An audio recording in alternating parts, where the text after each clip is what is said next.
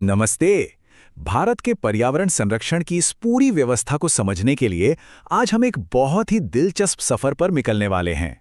हम शुरुआत करेंगे बिल्कुल मैक्रो लेवल से, यानी हमारे देश के कानूनी और संवैधानिक आधार से, और फिर धीरे धीरे माइक्रो लेवल तक जाएंगे, सीधे उन जंगलों और वन्य जीवों तक जिन्हें असल में बचाया जा रहा है। तो चलिए बिना किसी देरी के शुरू करते हैं। आगे बढ़ने से पहले आज हम किन मुख्य बिंदुओं पर बात करेंगे वो देख लेते हैं। हम इसे एक घर बनाने जैसा समझ सकते हैं। सबसे पहले देखेंगे संवैधानिक नींव, फिर हमारी विधायी नियम पुस्तिका, उसके बाद भविष्य के मिशन, और आखिर में समझेंगे संरक्षण के दो अहम तरीके, इन सीटू और एक्स सीटू, और जमीनी स्तर पर इनकी सुरक्षा। तो सबसे पहले बात करते हैं हमारी संवैधानिक नींव की। आपको जानकर शायद हैरानी हो, लेकिन भारत में पर्यावरण को बचाना सिर्फ एक अच्छा विचार या कोई सुझाव नहीं है। ये हमारे कानूनी ढांचे में बहुत गहराई से बसा हुआ एक बुनियादी उसूल है। पर्यावरण संरक्षण की ये परिभाषा ना अपने आप में बहुत कुछ कहती है। इसका मतलब सिर्फ चीजों को छुए बिना छोड़ देना नहीं है, बल्कि ये हमारे प्राकृतिक माहौल को इस तरह से सहेजने और संवारने का तरीका है जिससे इंसानों की जरूरतें भी पूरी हों और किसी भी दूसरे जीव के विकास में कोई रुकावट भी ना आए। असल में ये विकास और प्रकृति के बीच का एक बेहद नाजुक लेकिन जरूरी संतुलन है। अब सवाल यह है कि इस संतुलन को बनाए रखने की जिम्मेदारी आखिर है किसकी? हमारा संविधान इसका बहुत साफ जवाब देता है। अनुच्छेद 48A के तहत राज्य सरकार को जंगलों और वन्य जीवों की रक्षा करने का सीधा निर्देश है। लेकिन रुकिए, बात सिर्फ सरकार पर खत्म नहीं होती। अनुच्छेद 51A क्लॉज G के तहत प्राकृतिक पर्यावरण की रक्षा करना और सभी जीवों के प्रति दयाभाव रखना हम और आप जैसे हर नागरिक का मूल कर्तव्य है। मतलब ये हम सबकी साझी जिम्मेदारी है। अब बढ़ते हैं अपनी विधायी नियम पुस्तिका की तरफ, क्योंकि देखिए, सिर्फ संविधान में लिख देने से तो काम नहीं चलेगा ना। उन विचारों को जमीन पर उतारने के लिए पक्के कानूनों की जरूरत होती है।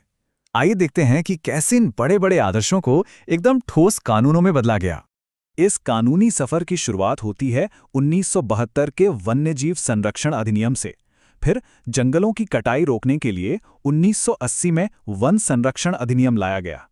इसके बाद 1986 में एक बहुत ही व्यापक पर्यावरण संरक्षण अधिनियम आया, और फिर 87 में हवा और पानी के लिए संशोधन हुए।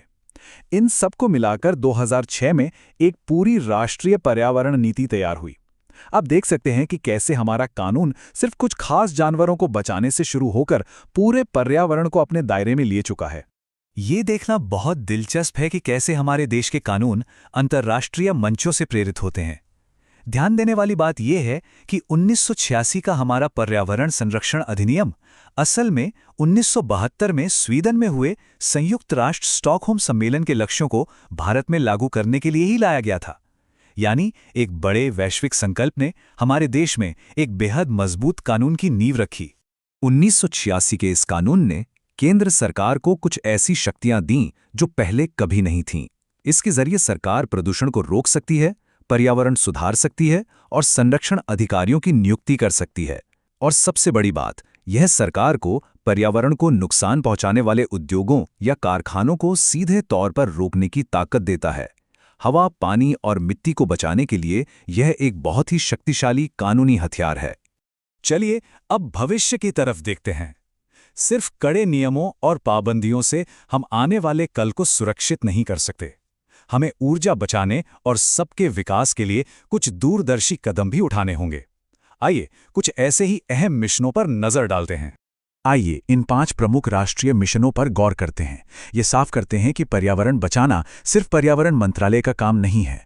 ऊर्जा क्षेत्र 2010 के राष्ट्रीय सौर मिशन पर काम कर रहा है, तो कृषि क्षेत्र 2014 के सतत कृषि मिशन के जरिए सूखे से निपट रहा है।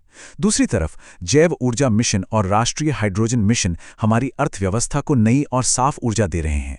ये सभी ग्रीन इंडिया मिशन के साथ मिलकर हमारे जंगलों को बढ़ाने में लगे हैं। मतलब अलग अलग मंत्रालय जलवायु परिवर्तन से लड़ने के लिए पूरी तरह एकजुट हैं। इस एक आंकड़े पर जरा गौर कीजिए, 100 गीगावाट। 2010 में जब हमारा पहला राष्ट्रीय सौर मिशन शुरू हुआ था, तब ऊर्जा उत्पादन का यही विशाल लक्ष्य रखा गया था। हालांकि बाद में 2015 में इसे 22 गीगावाट के लिए समायोजित किया गया, लेकिन शुरुआत में सोचा गया ये बड़ा नंबर ही बताता है कि भविष्य को लेकर हमारी महत्वाकांक्षाएं किस बड़े पैमाने की रही हैं। अब हम इस चर्चा के बहुत ही रोचक हिस्से में आ गए हैं, इन सीटू और एक्स सीटू संरक्षण इंसान के बनाए कानूनों और ऊर्जा लक्ष्यों से थोड़ा बाहर निकलते हैं और असल जीव विज्ञान की दुनिया में चलते हैं कि आखिर जमीन पर जैव विविधता को बचाया कैसे जाता है। इन दोनों तरीकों का अंतर समझना बहुत जरूरी है। इन सिचु यानी स्वस्थानीय संरक्षण, जिसका सीधा सा मतलब है जानवरों को उनके अपने असली और प्राकृतिक घर में ही सुरक्षा देना, जैसे हमारे नेशनल पार्क या सेंचुरी। इसके उलट एक्स सिचु यानी बाह्य स्थानीय संरक्षण तब होता है जब जीवों को उनके प्राकृतिक घर से निकालकर किसी दूसरी सुरक्षित जगह पर रखा जाता है, जैसे चिड़ियाघर या फिर जीन और बीज बैंक। किसी भी सफल संरक्षण रणनीति के लिए इन दोनों का होना बिल्कुल जरूरी है। और अब हम अपने आखिरी पड़ाव पर हैं, जमीनी स्तर पर आवासों की सुरक्षा। आइए सीधे उस दुनिया में चलते हैं, उन पार्कों और अभयारण्यों में जहां हमारी ये शानदार वाइल्ड लाइफ सच में आज़ादी से रहती है। क्या आपको पता है कि भारत का सबसे पहला नेशनल पार्क कौन सा था? वो था 1936 में बना जिम कॉर्बेट नेशनल पार्क, जिसे अब हम रामगंगा नेशनल पार्क के नाम से भी जानते हैं। और अगर हम आकार की बात करें तो अंडमान और निकोबार द्वीप समूह में मौजूद साउथ बटन द्वीप भारत का सबसे छोटा नेशनल पार्क है। चलिए कुछ और दिलचस्प फैक्ट्स जानते हैं। भारत का सबसे बड़ा नेशनल पार्क लद्दाख का हेमिस नेशनल पार्क है। एक बात याद रखने वाली है कि इन नेशनल पार्कों की घोषणा राज्य सरकारें करती हैं।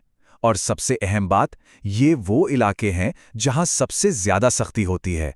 यहाँ इंसानों की दखलंदाजी बिल्कुल मना है, ताकि वहाँ रहने वाले हर जीव को पूरी सुरक्षा मिल सके। हमारे देश के कुछ इलाके खास तरह के जानवरों के लिए पूरी दुनिया में मशहूर हैं, जैसे गुजरात का गिर नेशनल पार्क शानदार एशियाई शेरों का इकलौता घर है।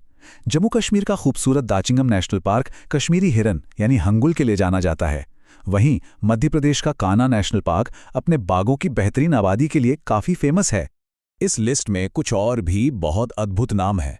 असम का मानस और काजीरंगा नेशनल पार्क अपने एक सींग वाले गैंडे के लिए दुनिया भर में मशहूर है।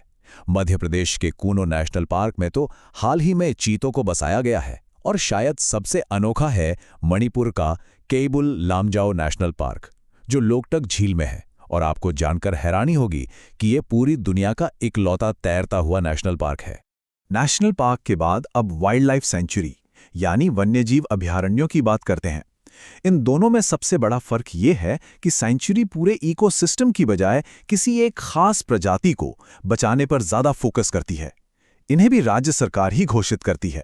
अगर साइज की बात करें तो गुजरात का कच्छ डेजर्ट भारत का सबसे बड़ा वन्यजीव अभयारण्य है और उत्तर प्रदेश का छिछिला वन्यजीव अभयारण्य सबसे छोटा। संरक्षण की आखिरी और सबसे बड़े स्तर की श्रेणी है बायोस्फीयर रिजर्व या जैव मंडल आरक्षित क्षेत्र। पार्कों या सेंचुरी से अलग इनकी घोषणा सीधे केंद्र सरकार करती है। इनका मकसद सिर्फ किसी एक जानवर या पेड़ को बचाना नहीं है, बल्कि उस पूरे इलाके के पूरे इकोसिस्टम को एक साथ समग्र रूप से बचाना है। तो इस पूरे विश्लेषण के बाद एक बहुत ही गहरा सवाल हमारे सामने आता है। अगर हमारे संविधान और कानून एक मजबूत नींव रखते हैं और हमारे राष्ट्रीय मिशन भविष्य की तकनीक तैयार करते हैं, तो क्या ये सुरक्षित किए गए इकोसिस्टम आज की तेजी से बदलती जलवायु और दुनिया के हिसाब से खुद को ढाल पाएंगे? मैक्रो लेवल की नीतियों से लेकर माइक्रो लेवल के जीवों तक के सफर को समझने के बाद पर्यावरण को बचाने की इस लगातार चलने वाली चुनौती के बारे में सोचना हम सबके लिए बहुत जरूरी है। आज के इस विषय में बस इतना ही। हमारे साथ जुड़ने के लिए बहुत बहुत धन्यवाद।